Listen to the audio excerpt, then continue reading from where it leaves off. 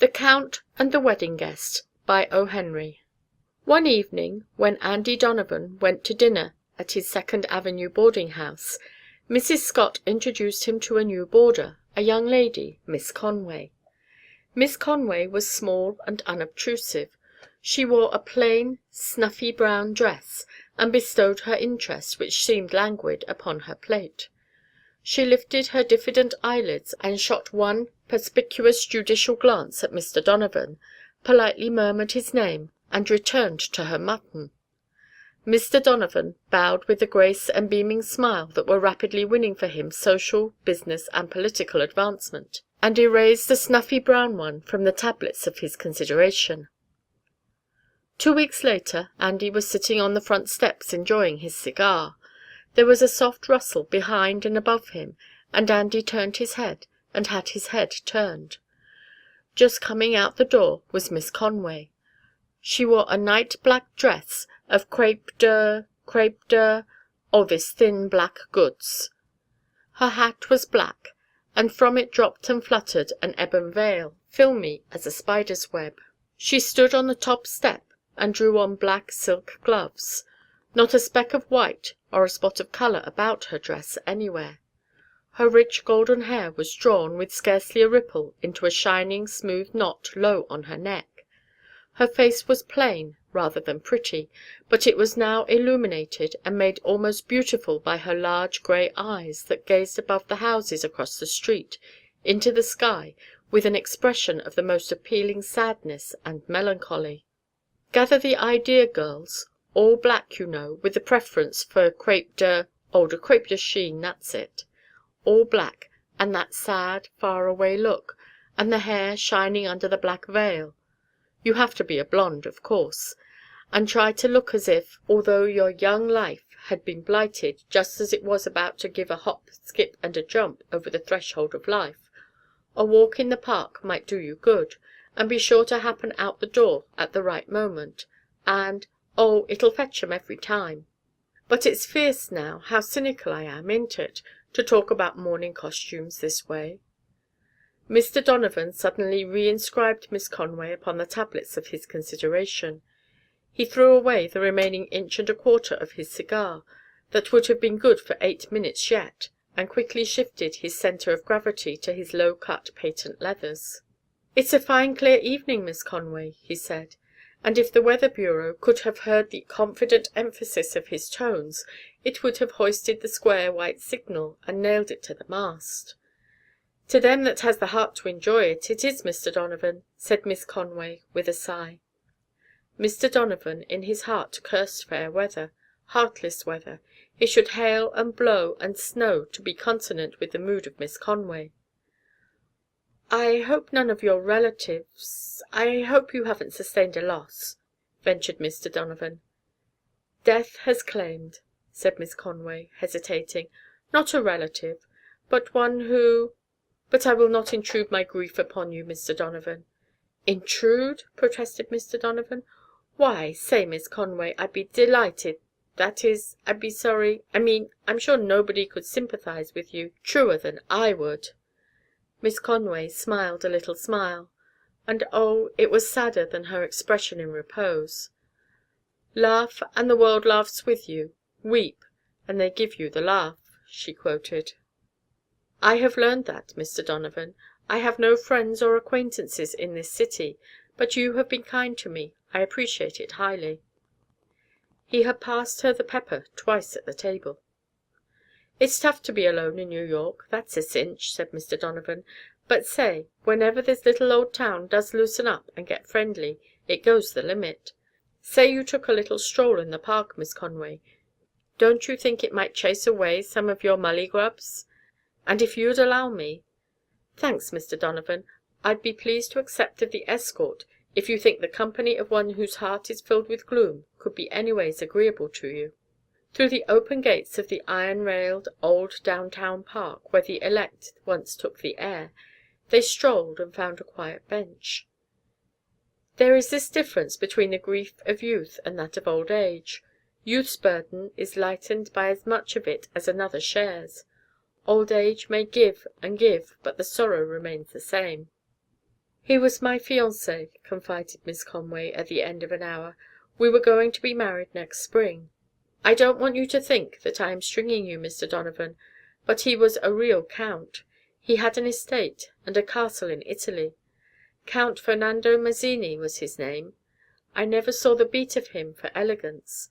Papa objected, of course, and once we eloped, but papa overtook us, and took us back. I thought sure papa and Fernando would fight a duel. Papa has a livery business in Poughkeepsie, you know. Finally, papa came around all right, and said we might be married next spring. Fernando showed him proofs of his title and wealth, and then went over to Italy to get the castle fixed up for us. Papa's very proud, and when Fernando wanted to give me several $1,000s for my trousseau, he called him down something awful. He wouldn't even let me take a ring or any presents from him. And when Fernando sailed, I came to the city and got a position as cashier in a candy store. 3 days ago I got a letter from Italy, forwarded from Poughkeepsie, saying that Fernando had been killed in a gondola accident. That is why I am in mourning. My heart, Mr. Donovan, will remain forever in his grave. I guess I am poor company, Mr. Donovan, but I cannot take any interest in no one. I should not care to keep you from gaiety and your friends who can smile and entertain you. Perhaps you would prefer to walk back to the house. Now, girls, if you want to observe a young man hustle out after a pick and shovel, just tell him that your heart is in some other fellow's grave. Young men are grave robbers by nature. Ask any widow. Something must be done to restore that missing organ to weeping girls in crêpe de chine. Dead men certainly got the worst of it from all sides. "I'm awful sorry," said Mr. Donovan, gently. "No, we won't walk back to the house just yet.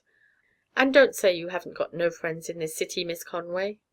I'm awful sorry, and I want you to believe I'm your friend, and that I'm awful sorry." "I've got his picture here in my locket," said Miss Conway, after wiping her eyes with her handkerchief.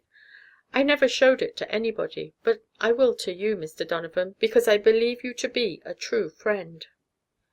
Mr. Donovan gazed long and with much interest at the photograph in the locket that Miss Conway opened for him.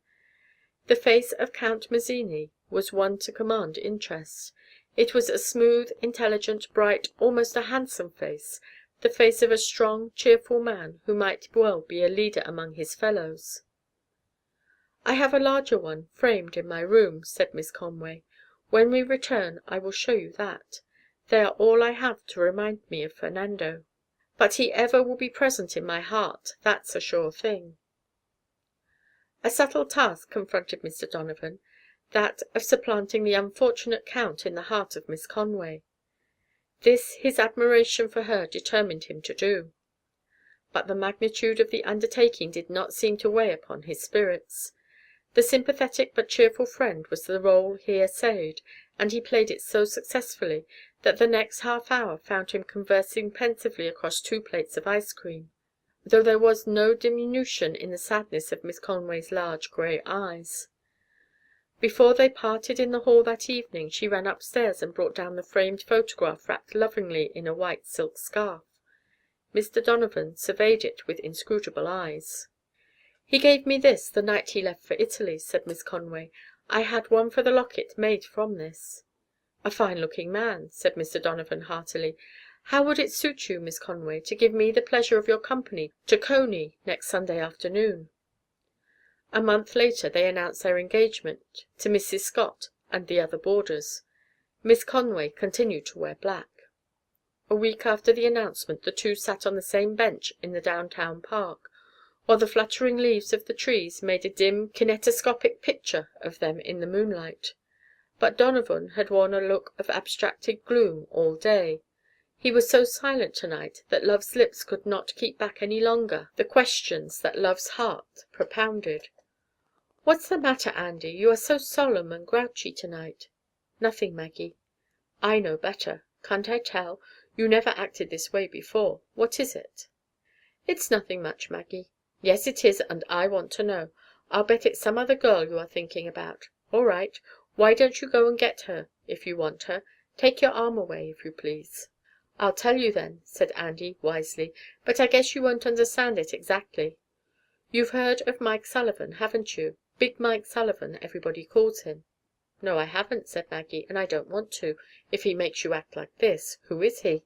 "He's the biggest man in New York," said Andy, almost reverently. "He can do about anything he wants to with Tammany or any other old thing in the political line. He's a mile high and as broad as East River. You say anything against Big Mike and you'll have 1,000,000 men on your collar bone in about 2 seconds. Why, he made a visit over to the old country a while back, and the kings took to their holes like rabbits. Well, Big Mike's a friend of mine. I ain't more than deuce high in this district as far as influence goes, but Mike's as good a friend to a little man or a poor man as he is to a big one. I met him to–day on the Bowery, and what do you think he does? Comes up and shakes hands. 'Andy,' he says, 'I've been keeping cases on you. You've been putting in some good licks over on your side of the street, and I'm proud of you. What'll you take to drink?' He takes a cigar, and I take a highball. I told him I was going to get married in 2 weeks. 'Andy,' says he, 'send me an invitation, so I'll keep in mind of it, and I'll come to the wedding.' That's what Big Mike says to me, and he always does what he says. You don't understand it, Maggie, but I'd have one of my hands cut off to have Big Mike Sullivan at our wedding. It would be the proudest day of my life. When he goes to a man's wedding, there's a guy being married that's made for life. Now, that's why I've maybe been looking sore to–night." "Why don't you invite him, then, if he's so much to the mustard?" said Maggie, lightly. "There's a reason why I can't," said Andy, sadly. "There's a reason why he mustn't be there. Don't ask me what it is, for I can't tell you." "Oh, I don't care," said Maggie.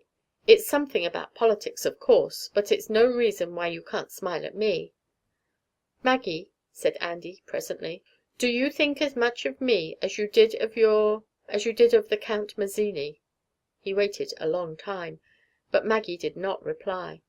And then suddenly she leaned against his shoulder and began to cry and shake with sobs, holding his arm tightly, and wetting the crêpe de chine with tears. "There, there, there," soothed Andy, putting aside his own trouble. "And what is it now?" "Andy," sobbed Maggie, "I've lied to you, and you'll never marry me or love me any more, but I feel that I've got to tell. Andy, there never was so much as a little finger of a Count. I never had a beau in my life, but all the other girls had, and they talked about 'em, and that seemed to make the fellows like 'em more. And, Andy, I look swell in black, you know I do, so I went out to a photograph store and bought that picture, and had a little one made for my locket, and made up all that story about the Count and about his being killed, so I could wear black. And nobody can love a liar, and you'll shake me, Andy, and I'll die for shame, and there never was anybody I liked but you, and that's all." But instead of being pushed away, she found Andy's arm folding her closely. She looked up and saw his face cleared and smiling. "Could you forgive me, Andy?" "Sure," said Andy. "It's all right about that. Back to the cemetery for the Count. You straightened everything out, Maggie. I was in hopes you would, before the wedding day. Bully girl!" "Andy," said Maggie, with a somewhat shy smile, after she had been thoroughly assured of forgiveness, "did you believe all that story about the Count?" "Well, not to any large extent," said Andy, reaching for his cigar case, "because it's Big Mike Sullivan's picture you've got in that locket of yours."